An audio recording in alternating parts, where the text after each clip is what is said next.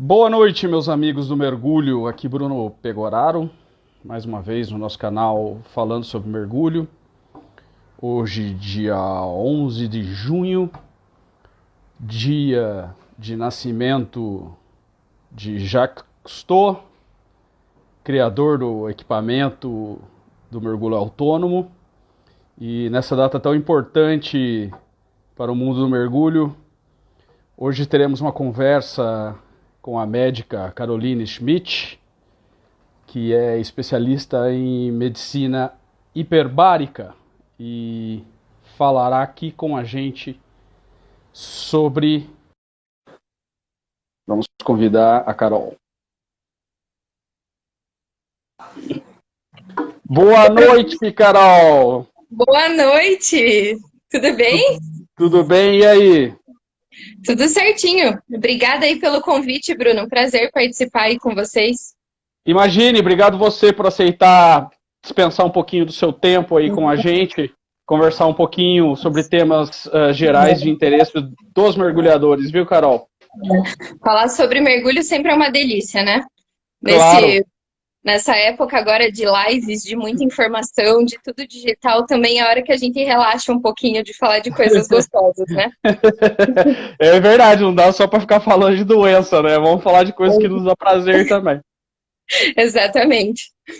Carol, primeiro, antes de tudo, eu gostaria que você se apresentasse, dissesse seu nome, suas especialidades, qual é a tua graduação no mundo do mergulho, para que as pessoas que não te conheçam se sintam um pouco mais conhecedoras de quem é a nossa entrevistada de hoje. Legal.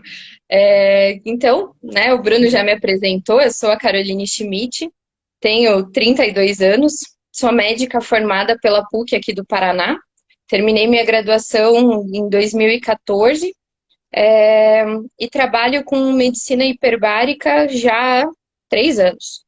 Né? Eu, logo que me formei, comecei a trabalhar na área de urgência e emergência, sou pós-graduada pelo Einstein nisso, e trabalhei sempre em litoral, né? E como médica de áreas litorâneas, chega um momento que o mergulho ele acaba surgindo como uma necessidade de você conhecer. Tanto pelo que você atende de eventos relacionados ao mar, afogamentos, mas também pescadores e você acaba precisando desse conhecimento de mergulho.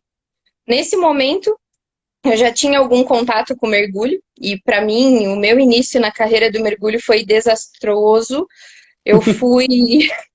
foi pavoroso. Eu sou uma pessoa que eu tenho uma história de claustrofobia que até a minha adolescência eu lembro de eu andar 20 andares para não entrar no elevador. E ninguém nunca me falou que você não podia mergulhar se fosse claustrofóbico, né? Então eu fui e foi uma verdadeira tragédia. E depois, adulta já, né, e trabalhando, né, com essa parte de medicina no litoral e começando a aprender um pouco mais sobre mergulho, eu resolvi tentar de novo, né, e foi aí que as coisas foram se encaixando, que eu aprendi o lado gostoso, que eu descobri que mergulho, além de ser um estilo de vida, que ser essa atividade prazerosa que a gente ama, ter esse contato com a vida marinha, também é algo que traz muito conhecimento, né? E eu posso dizer que ele mudou muito a minha vida como médica. Hoje, com a hiperbárica, eu trabalho muito mais com ferida do que com mergulho. Mas a minha outra paixão também é emergência, eu trabalho em UTI, né, e sou médica que trabalha hoje com Covid e a minha grande paixão é ventilação mecânica. Então, eu posso dizer que hoje eu sou uma médica melhor porque eu virei uma mergulhadora muito melhor. A minha graduação no mergulho é Master Scuba Diver da PAD. Legal. E me diga uma coisa, é médica hiperbárica ou é médica hiperbarista? Olha, o mais certinho é hiperbaricista. Ah, joia. Tá? Que Mas é uma... hiperbarista não tá errado. Ah, legal. Eu achava Só que que era hiperbarista hiperbárica. fica estranho, parece que é café, né? Tipo, sei lá.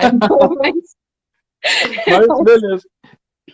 Bom, e entrando um pouquinho no nosso tema, deixa eu só avisar para quem está assistindo a gente e para nós dois, que quem quiser pode fazer perguntas a qualquer momento, eu vou encaixando as perguntas assim que possível.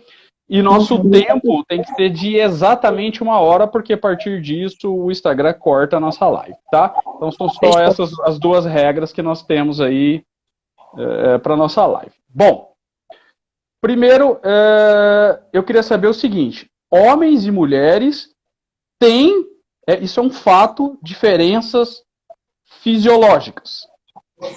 Sim, com certeza. Desde do sexo genético, da dinâmica hormonal, a composição corporal é diferente, né? E tudo isso fisiologicamente, anatomicamente falando, vai trazer algumas pequenas diferenças na prática do mergulho, né? Eu gosto de sempre falar que quando a gente fala assim, eu vou falar de mulher no mergulho, eu acho que já deve ser. Eu comecei com esse assunto, né? Plagiando um médico lá dos Estados Unidos, né? Falando sobre esse tema. E é engraçado que são muitos homens que discutem isso. É difícil ter uma mulher que fale sobre ele. Mas não é assim uma questão de falar de mergulho voltado para a mulher. É justamente sobre essas diferenças. Eu acho que o mergulho ele é uma atividade que é muito inclusiva. Se você for mergulhar em Boné, você chega a ficar assustado da idade das pessoas que estão lá mergulhando. São muito idosas. Você entra no avião com obesos extremos, que a gente nem encontra por aí. A DAN tem protocolos hoje para diabéticos, porque as pessoas começaram a mergulhar e daí acabaram desenvolvendo diabetes, então hoje tem um protocolo seguro de como mergulhar com diabetes. Então é um esporte muito inclusivo, né? A proposta de falar sobre mulher no mergulho é justamente porque essas diferenças às vezes podem ajudar com uma orientação ou outra. E tem coisinhas peculiares do dia, por exemplo, não é tão comum homem ter cabelo comprido, né? Não quer dizer que é uma coisa de homem ou de mulher, não é esse discurso sexista. É simplesmente que provavelmente a mulher vai ter mais dificuldade em pentear o cabelo no mergulho, em acomodar o cabelo no mergulho. Então, você ter uma pessoa que te ensine, porque eu aprendi, por exemplo, com amigas. O que você usa no teu cabelo para ele não ficar desastrosamente embaraçado depois do mergulho? Foi uma amiga que me ensinou, né? Então, é esse tipo de coisa que a gente pode discutir, pode aprender, pode ajudar, pode ensinar. E acho que o papo também é para homem. Como instrutor de mergulho, é muito legal se ter um instrutor te der umas dicas dessa, porque vai facilitar muito a sua vida, né? E a gente aprende apanhando, né? No final das contas é isso. Então, uma diferença muito legal, assim, que eu acho do homem e da mulher e que sempre foi muito cogitada como um risco extra para a mulher no mergulho, é que a mulher tem um corpo cheio de curvas porque tem uma composição de gordura corporal maior que a do homem. Então, sempre se acreditou que a mulher tivesse um risco maior para doença descompressiva em função disso. Hoje a gente sabe que não, tá? A gente sabe que isso não acontece. Apesar dessa diferença na composição, a mulher não tem risco. Por outro lado, por ter uma área corporal maior, a mulher sente mais frio. Que interessante. Exatamente. Então, você já reparou, né? Sua mulher, sua namorada tem pé gelado, tem bunda gelada na hora que deita na cama, encosta em você, nariz gelado, porque a mulher perde muito mais calor pelas extremidades, tá? Comparado ao homem. Então, é muito mais importante a proteção térmica no mergulho, por exemplo, né? No caso da mulher do que do homem. Claro que frio, ele é individual, independente de sexo, cor, credo, religião, né? Mas a mulher, sim, tem que ter uma preocupação com isso por essa questão fisiológica, tá? Então a mulher perde mais calor pela área do corpo maior. Interessante. Exatamente. Isso. Perde sim. Então, talvez, né, seja uma coisa legal de instruir que é normal que ela sinta mais frio, né? Na hora de orientar a comprar uma roupa que seja um pouquinho mais espessa. Use luvas e botas onde for permitido, né? Claro, a luva. Talvez uma opção hoje, né? Cada vez mais, graças a Deus, a gente tem produtos femininos.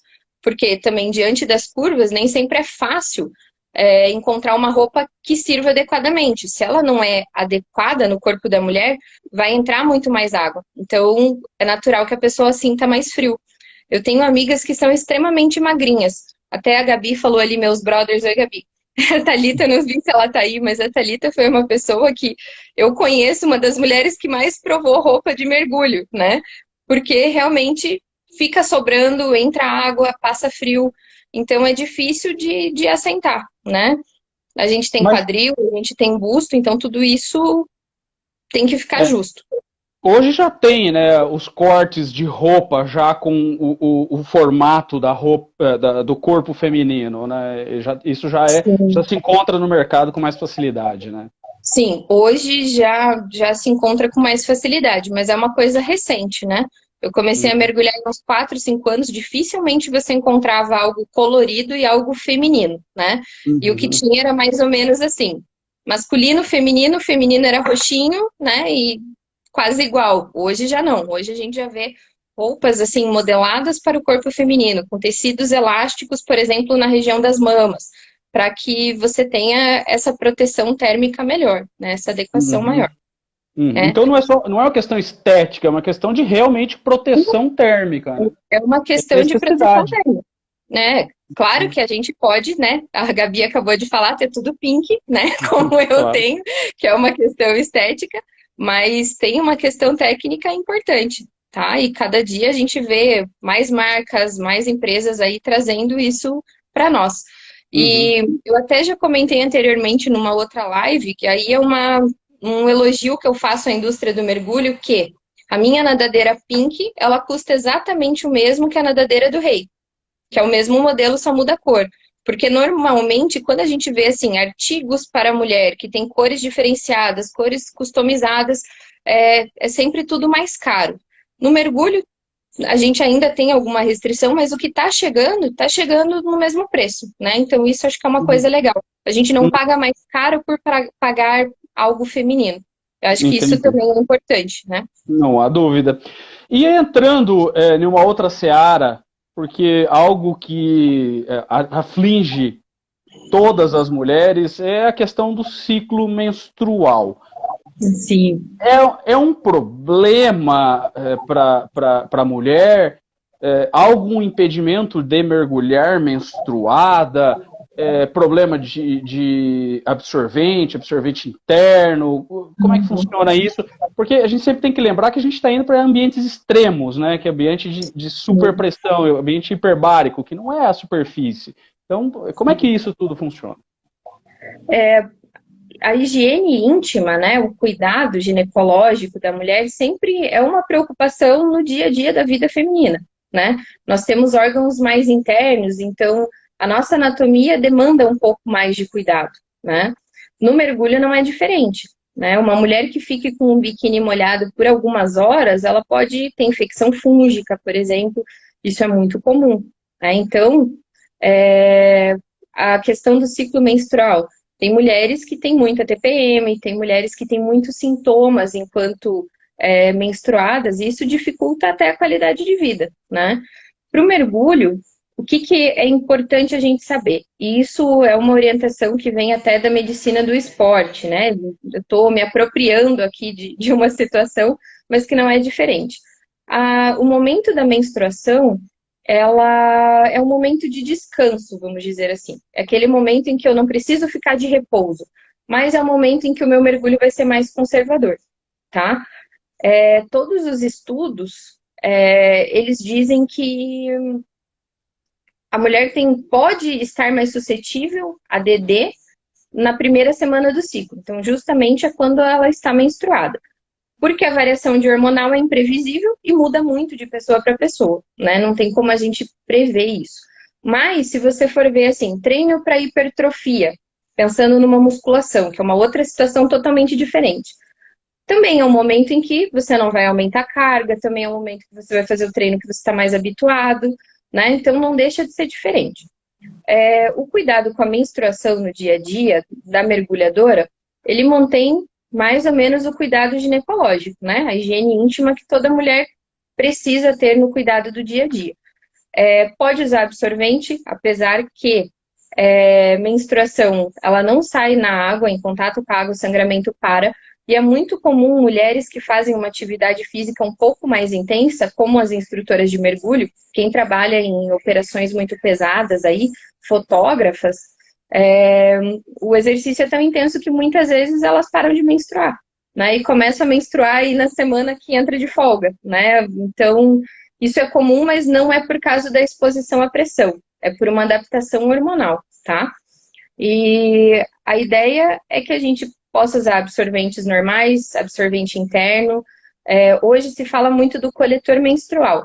Ele não foi algo projetado e testado para ser usado à exposição a variações de pressão.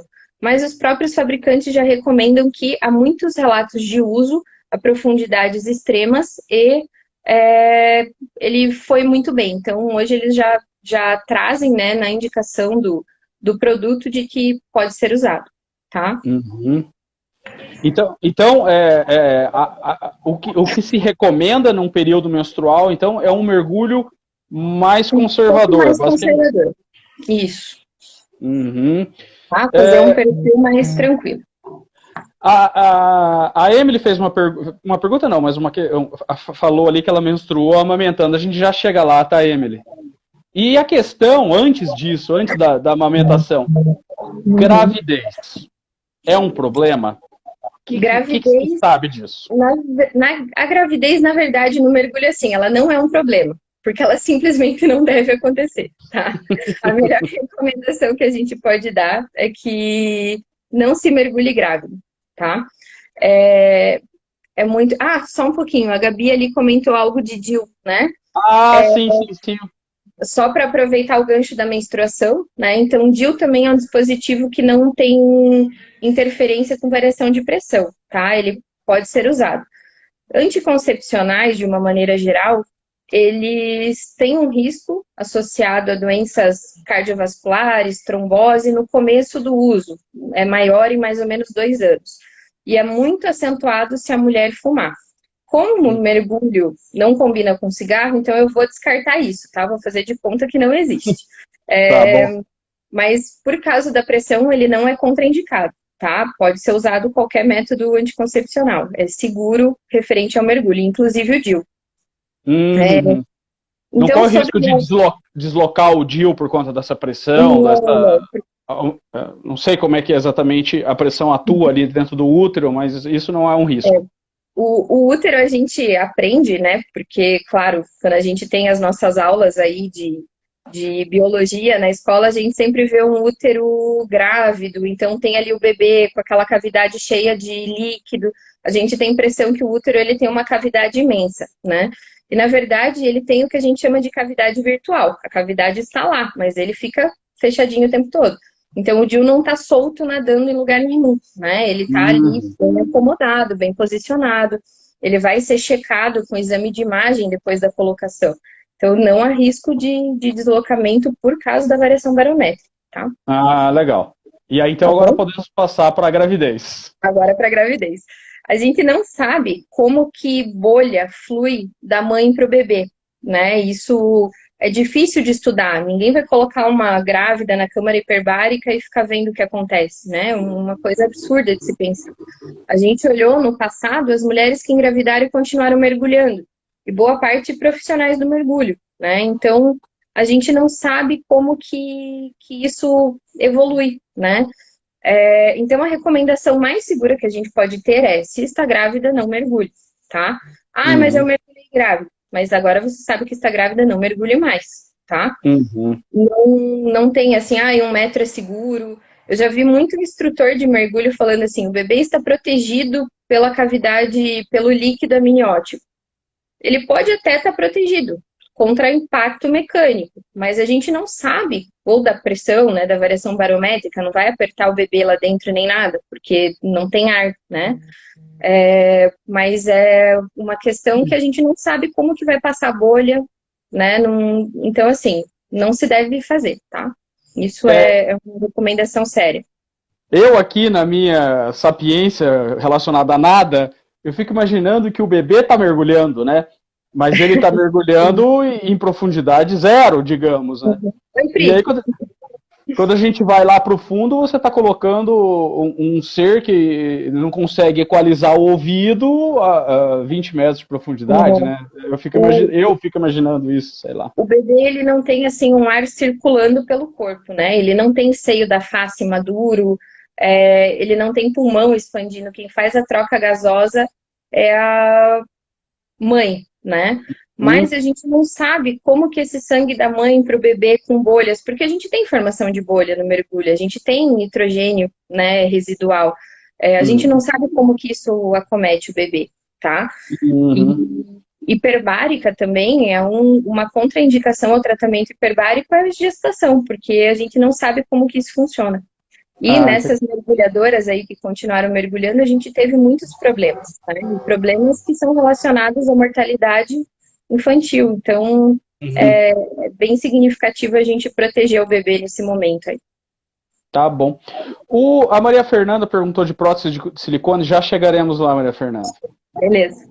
Mas o Paulo perguntou sobre endometriose. Como a gente ainda está nas partes baixas do corpo, a endometriose é um fator a se preocupar?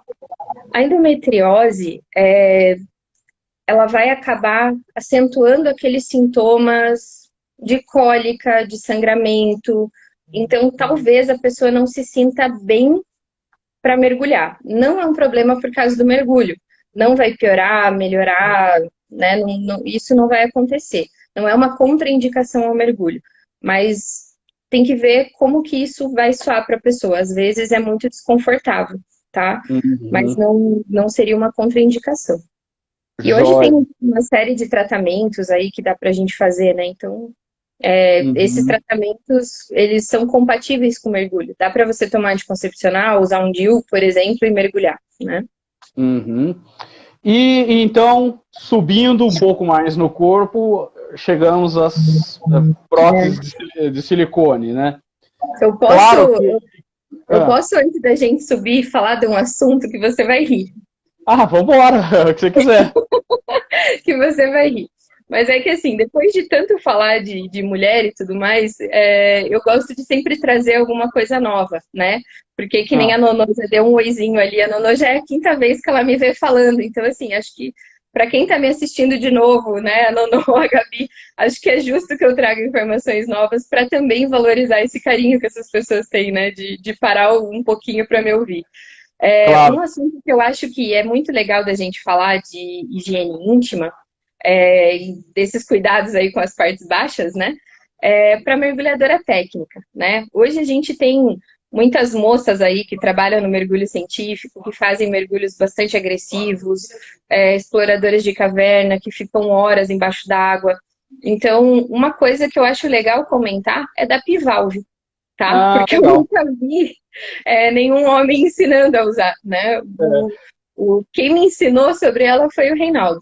E legal. O Reinaldo me ensinando é uma figura, porque assim, ele está ensinando uma coisa que ele nunca vai usar, né? Ele fica até constrangido de olhar, né? Então, é uma coisa interessante.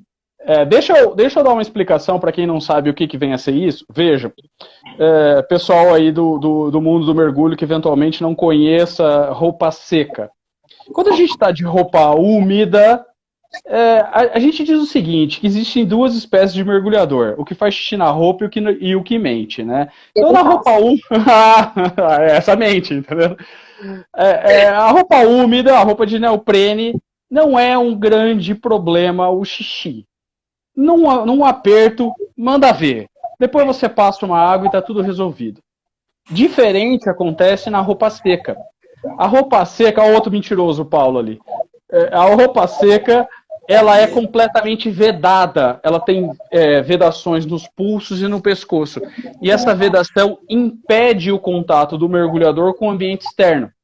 Quer dizer que, se o mergulhador faz um xixi dentro da roupa, o xixi vai ficar todo dentro da roupa.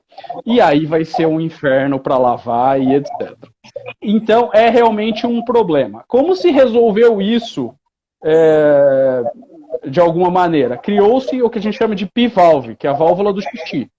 E ela vai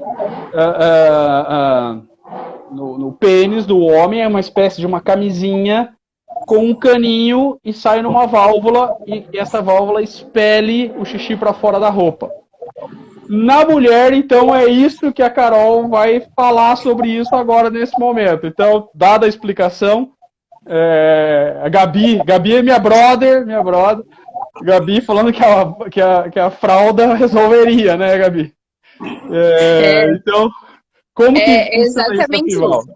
A opção aí, brazuca, mais barata, que está na mão, é a fralda geriátrica, tá? Ela tem uma capacidade de absorção relativamente grande, porque é para um xixi de adulto, né?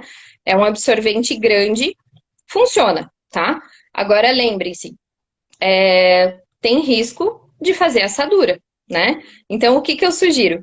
Para usar fralda, usem um creme de barreira, né? Existe vários cremes hoje na farmácia que é um creme de proteção da pele.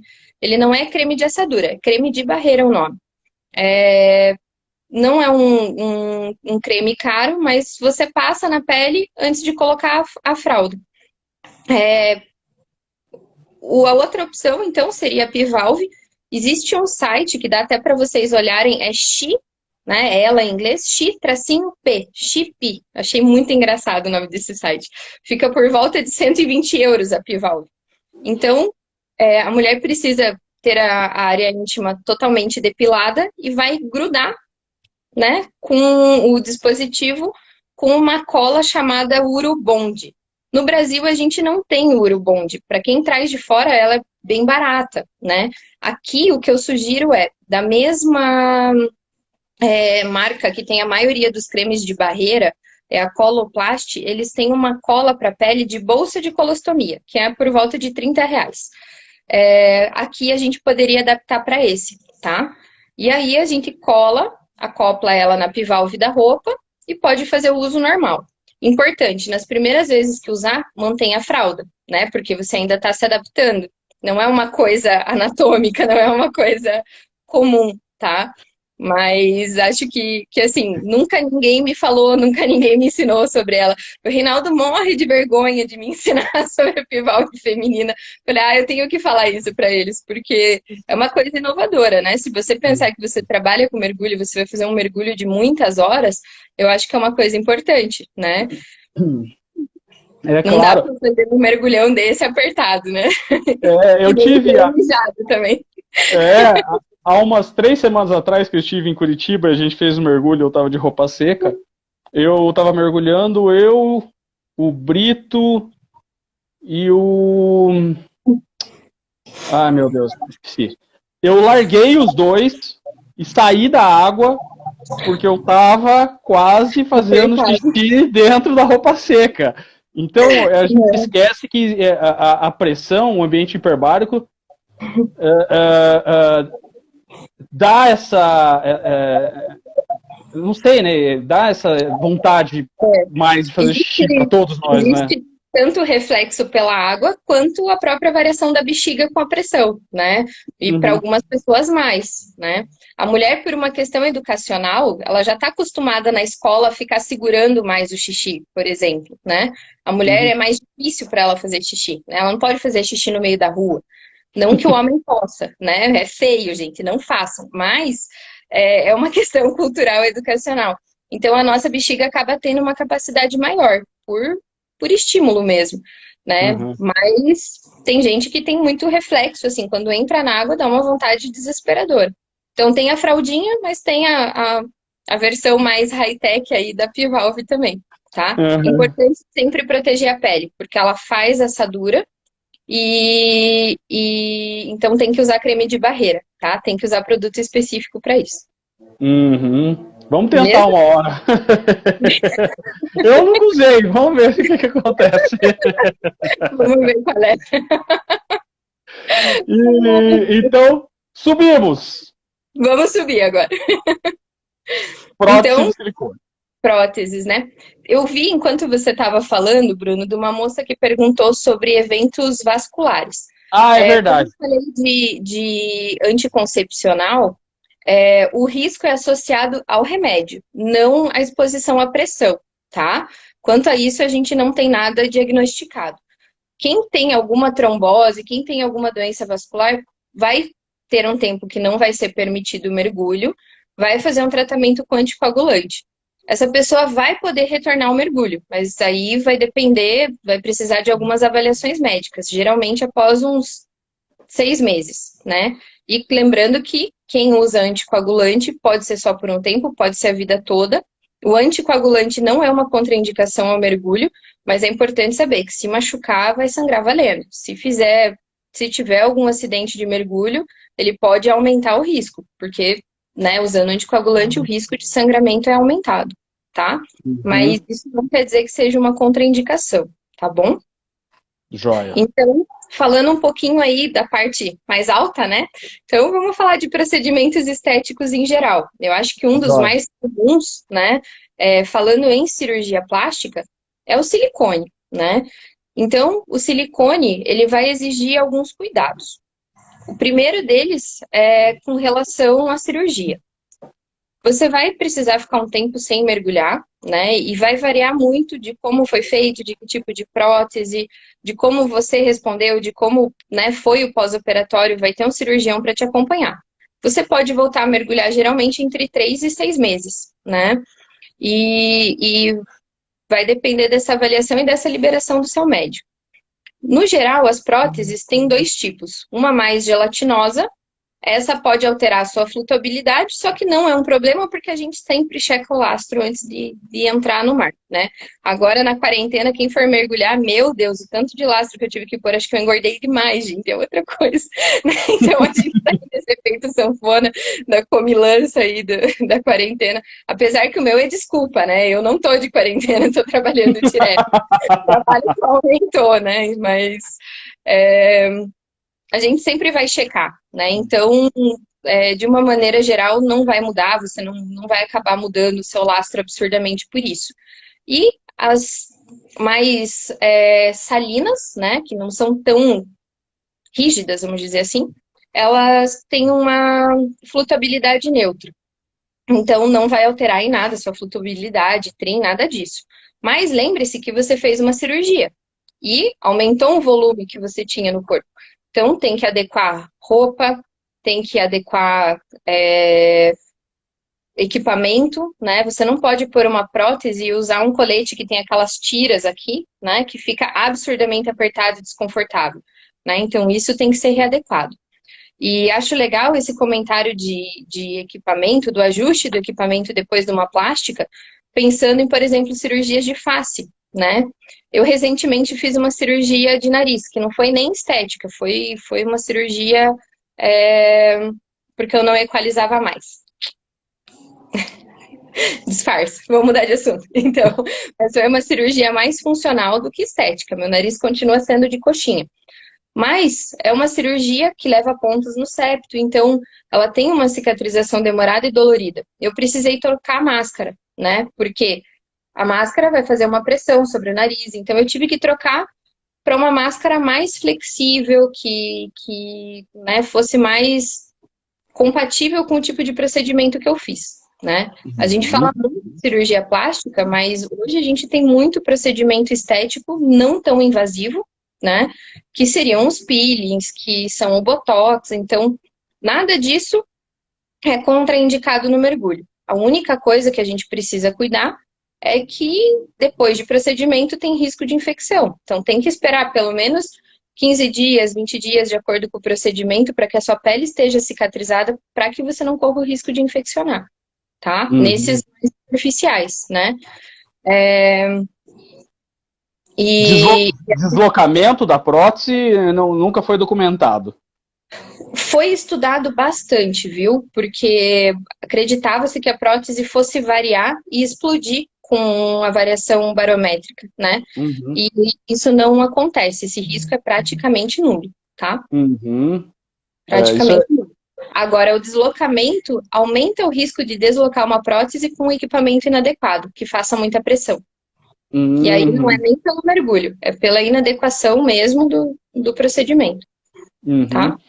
E tem algum equipamento que é mais adequado? Veja, Porque às vezes nós que não temos peito, né, a gente não está alerta em relação a isso, porque a gente veste aquela mochila e entra para a água.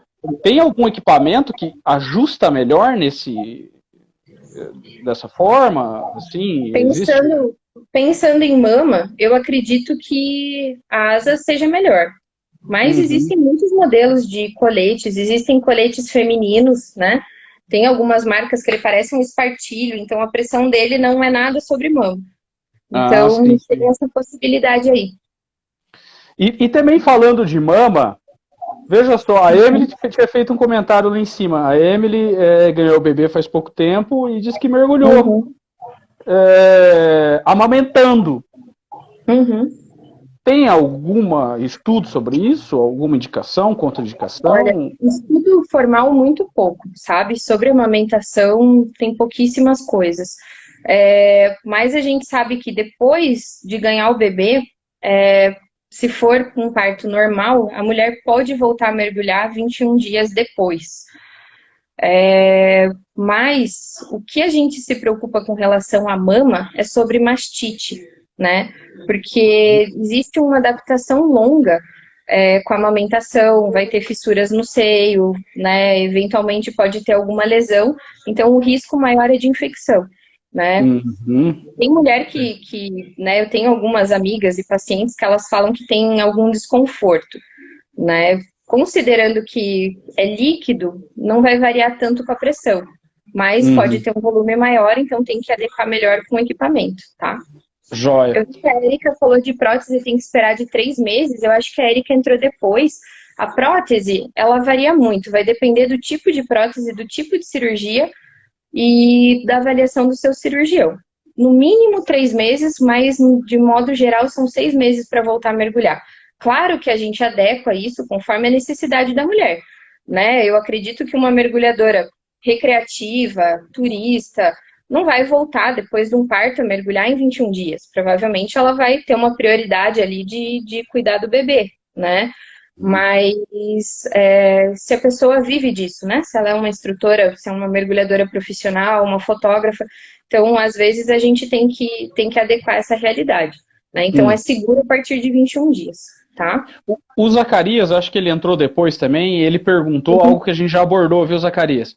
Ele perguntou sobre gravidez. Então, qual foi a tua recomendação? Diz aí pro Zacarias, Carol. Não, nunca de jeito nenhum. Essa aí. O resumo é esse, Zacarias. Então, não. Gravidez, não. Não combina com mergulho. A Carol estava explicando que a gente não tem estudo suficiente para dizer que isso é seguro, então vamos preservar a vida do serzinho que está ali crescendo. Exato, são 9 meses, né? Passa voando. E aí a gente pode continuar subindo se você quiser. Você tinha comentado no começo a respeito do cabelo. E a gente assim, evidentemente, nem nada é exclusivo para ninguém.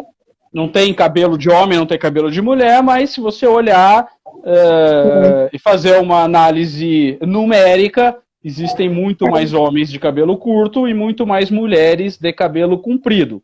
Logo, evidentemente, aquilo que a gente falar de cabelo serve para qualquer um que tenha cabelo comprido, mas é um problema que aflige com maior número mulheres.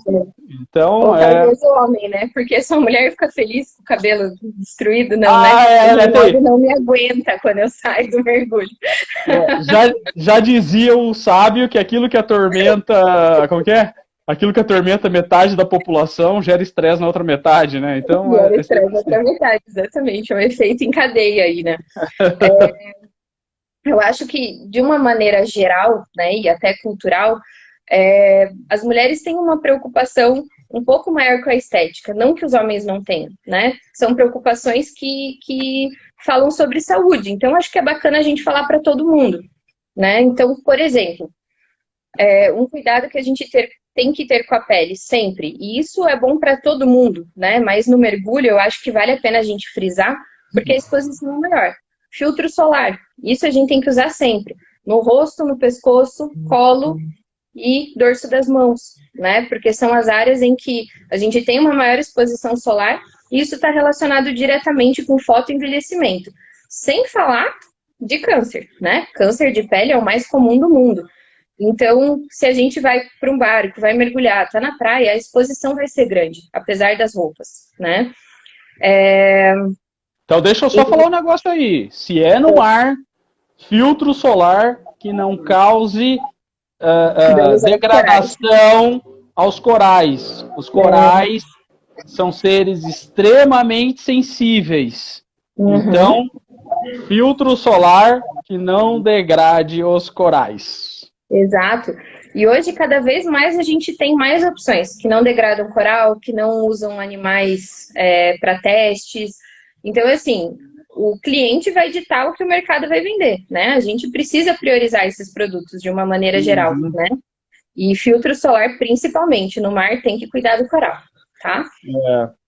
Deixa eu só fazer uma observação que eu vi a Ivone aqui. A Ivone é da Argentina e eu a conheci num barco em Recife. Ela, inclusive, eu tava com a camiseta da Aquanauta e ela disse lá, fez um post e colocou que a Aquanauta sempre perseguia ela. Achei muito sensacional. Obrigado. Graças, Ivone. E aí, pode continuar. Desculpa, Carol. Imagina, sem problema. Então, assim, cabelo é uma coisa importante da gente cuidar, porque o homem vai ter o cabelo afetado pelo mar da mesma maneira que o da mulher, né? Claro que se o seu cabelo for longo, ele vai sair muito embaraçado, ele vai sair muito desidratado. É difícil também a recuperação depois, né? Então, também, depois de muito penar por aí, né? E eu, logo depois que eu comecei a mergulhar, eu resolvi ficar loira, né? E foi assim, meu Deus do céu, eu nunca vi uma vassoura tão sorridente, né? Porque o cabelo tava assim, mas eu tava feliz, porque eu tava mergulhando, né? Então, é da vida, né? Mas uma coisa muito legal que a gente pode usar no cabelo é óleo de coco. Aquele da cozinha mesmo, aquele de comida. E o de coco, principalmente, porque ele tem um cheiro agradável, né? Ele é mais hidratante, ele tem um cheiro agradável e para lavar ele depois ele não é tão gorduroso. Porque com isso a gente evita a desidratação do cabelo. Outra coisa legal é o uso do capuz.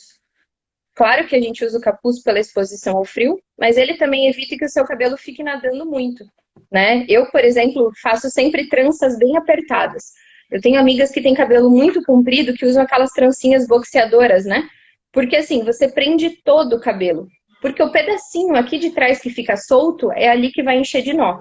Porque ele vai ficar nadando, né? E é ali que vai ser o problema para desenrolar depois. Então, o legal é você usar óleo de coco.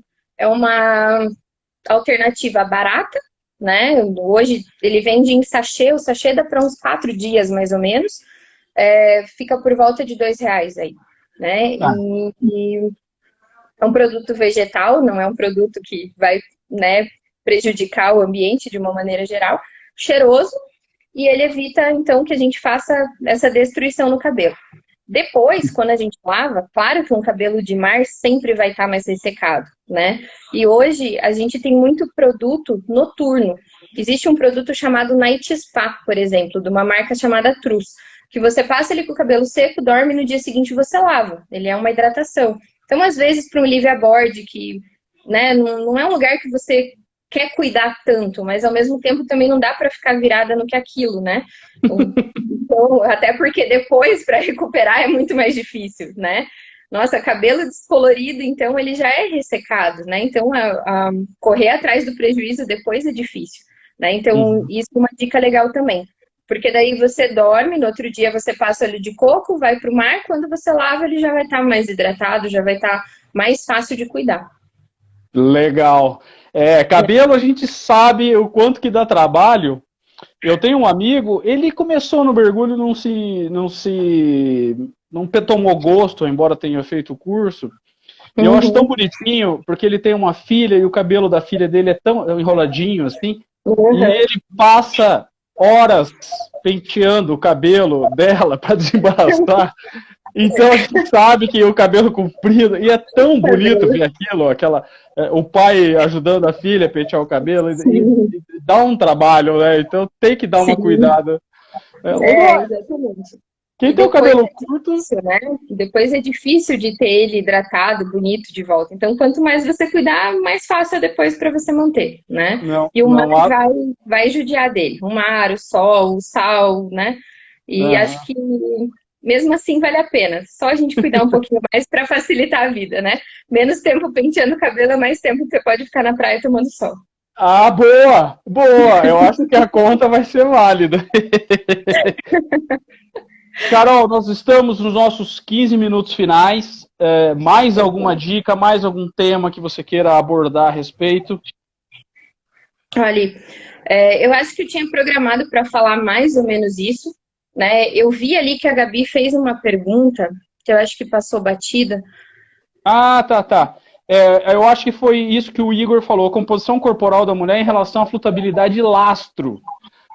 A composição corporal, ela influencia tanto assim na questão de lastreagem no mergulho? Ela influencia. A mulher tem mais gordura corporal, de uma maneira geral. E a gordura Então, flutua, assim, né? exatamente, a mulher tem um corpo mais positivo. Só que, por outro lado, às vezes a capacidade pulmonar da mulher é melhor, né? E essa história de consumo homem e mulher, ela é um pouco longa, mas realmente a mulher consegue ter um consumo menor, então muitas vezes isso acaba compensando. Mas não é incomum você ver uma mulher que use até mais lastro do que homem, porque a mulher Uhum. tende a ser sim mais positiva, tá? Uhum. Mas, E claro, também, o lastro também depende de equipamento, de comportamento, né? Provavelmente com uma asa você vai usar menos lastro do que com o jacket normal, né? Tem uma série de fatores, mas vamos falar de uma maneira assim: mulher tem mais gordura, é mais positivo. uhum. E também não é um grande problema, né? A gente acerta o lastro cada vez que vai para a água e tudo bem, né? Exato. E com a experiência, com, né, o equipamento, com o treinamento, com a respiração adequada, você tende a otimizar isso, né? Usar cada vez Uhum. menos o lastro, mas no sentido de ser o lastro necessário, né? Exatamente. Gabi, você tinha feito alguma pergunta? Diz aí, né? Ou A então, Gabi, cálice para você. não, ela fez alguma pergunta, assim, relacionada à minha vida profissional mesmo. Acho que ela perguntou se Ah, eu comecei a trabalhar com hiperbárica depois que eu comecei a mergulhar, né? ah, Formalmente, sim. E ela perguntou se eu tinha alguma mudança de protocolo, assim, com relação aos pacientes, depois que eu mudei de operadora e credenciadora, né? Bom, eu vou dizer que, assim, eu tive muita sorte no meu começo do mergulho. Meu instrutor do Open até tá aí assistindo, o Rick, querido, saudades de você. E eu tive a sorte de ter um instrutor muito bom, né? Então foi assim, uma pessoa proativa que me ensinou boas técnicas, mas acima de tudo foi um cara que me fez não desistir e que me fez aprender mais, né? Eu mudei de operadora, sim, porque muita coisa não dava certo, né? Hoje eu não mudei oficialmente de credenciadora, mas o primeiro curso que eu fiz com o Reinaldo na Naui foi o SAID, e né, eu acho que a Naui sempre foi alinhada com muita pesquisa, com muito conhecimento, com mergulhadores militares, então, assim, são pessoas que têm o mergulho como profissão, com seriedade, e isso me fez estudar mais, me fez aprender mais. No meu dia a dia, eu acabei não mudando o protocolo, né? Protocolo médico é protocolo médico. Mas eu acabei tendendo para algumas áreas em que viraram as minhas áreas preferidas, né?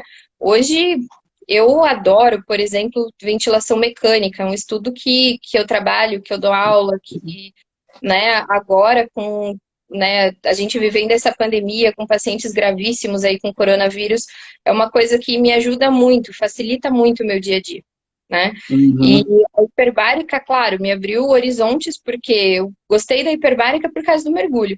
Mas a minha vida hoje é com ferida, é com hiperbárica clínica, né? Oxigênio-terapia clínica. Então, uma série de outros tratamentos aí, né? Uhum. A Fluid Mergulho perguntou ali a respeito do ciclo menstrual. Foi um assunto que a gente abordou, foi o primeiro assunto que a gente abordou, tá? Sim. E o que a Carol falou, só para não te deixar sem resposta, é que tomar cuidado na primeira semana do ciclo, por conta de um risco de DD um pouco aumentado. Né? Também, assim, pouco aumentado teoricamente tem um risco maior, né? Não quer dizer que vai acontecer nada ruim, mas se a gente tem esse estudo, se a gente tem essa indicação, e já é uma semana que a mulher vai estar sintomática, com cólica, com sangramento, dá para pegar mais leve, tá? Uhum. Aliás, o Paulo tinha feito uma pergunta, qual era a pressão máxima que o corpo humano resistiria? Você tem essa resposta? Não tem essa resposta. Sabe até onde o ser humano já foi? Até porque nunca colocaram alguém numa câmara e vai apertando, né? Não é bem assim que funciona. Boato não é muito ético, né, Paulo? Militar é sem noção, né? Não foi o Paulo. Achei que era o Paulo. Brincadeira, gente. Não foi o Paulo Souza. Hoje, eu acho que isso é uma coisa bem legal de contar, né? Porque quando a gente fala de mergulho, a gente fala do nosso hobby, da nossa paixão, de ver peixinho, ver tubarão, ver as coisas que a gente gosta. Amo as amigas fotógrafas aí, a Bélia, a Nonô, desculpe se eu não vi alguém que tá aí. Porque quando a gente tira foto e mostra para as pessoas, a gente está ensinando para as pessoas o que é aquilo e como elas vão cuidar daquilo, né? A gente usa uma paixão nossa como um bem maior, né? Já vi o Paulo ali, deu risada. Mas o mergulho, ele tem um lado muito sério, né? Tem um lado muito sério, um lado muito profissional. A gente gera muito conhecimento, muita pesquisa, muito gasto com mergulho e áreas correlatas aí à variação de pressão, né? Medicina aeroespacial, tem tudo isso. E uma coisa legal de contar para vocês, no Brasil a gente tem um tipo de mergulho saturado, né? Em que os mergulhadores vivem numa câmara hiperbárica no fundo aí do navio, né? E aqui no Brasil a gente tem uma profundidade de trabalho que é uma das maiores do mundo, né? Coisa que a gente não vê no Oriente Médio, coisa que a gente não vê nos Estados Unidos. Uma saturação habitual, né, geralmente fica por volta dos 50, 70 metros e pode sim ser mais raso, de acordo com o tempo de fundo necessário. Mas aqui no Brasil a gente trabalha a 120 metros, trabalha numa profundidade bem maior, né, chegando aí até perto de 200 metros. Então, a gente não sabe, assim, o limite do ser humano, claro, porque ninguém vai, né, submeter alguém a seus limites em sã consciência dessa maneira, mas hoje a gente sabe que tem conhecimento nessa área, né? Cada vez tem novidades. Até um pouquinho antes de começar a nossa live, né? Acho que falando aí de mulher, eu sempre começo essa conversa de mulher falando de mulheres notáveis no mergulho, né? Porque a gente acaba não tendo muita referência, mas poxa, tem muita professora, doutora, muita pesquisadora que fez coisas grandiosas para a nossa vida e fizeram isso ou pelo mergulho, ou através do mergulho, ou por mergulharem, né?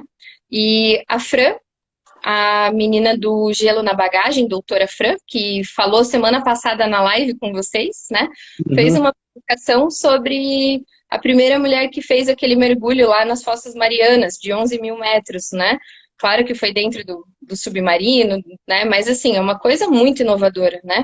Uma pesquisa de altíssimo custo que vai trazer muita coisa legal aí de conhecimento pra gente, né? Então, foi bem bacana, assim. E essa mergulhadora, essa pesquisadora que foi nas Fossas Marianas, ela também foi a primeira astronauta a sair do módulo, né? Quer dizer, é uma pessoa que foi nos dois extremos, né? Dois extremos, muito legal. Né? Exatamente. Notável, né? Muito, notável. Demais. Beleza. Carolzinha, muito obrigado. Indo para a nossa saída, agradeço demais o seu tempo, foi muito bom falar com você. E, eventualmente, quem tiver outras perguntas, alguma dúvida que ficou, pode mandar tanto para o nosso perfil, como também para o perfil da Carol, se ela quiser deixar aí Isso. o link. Pode escrever aí, Carol, para o pessoal, quem quiser. E aguardamos vocês na semana que vem com mais uma live falando sobre mergulho. Carol, pessoal, obrigada, adorei. Obrigado. Valeu, gente. Até semana que vem. Até. Tchau.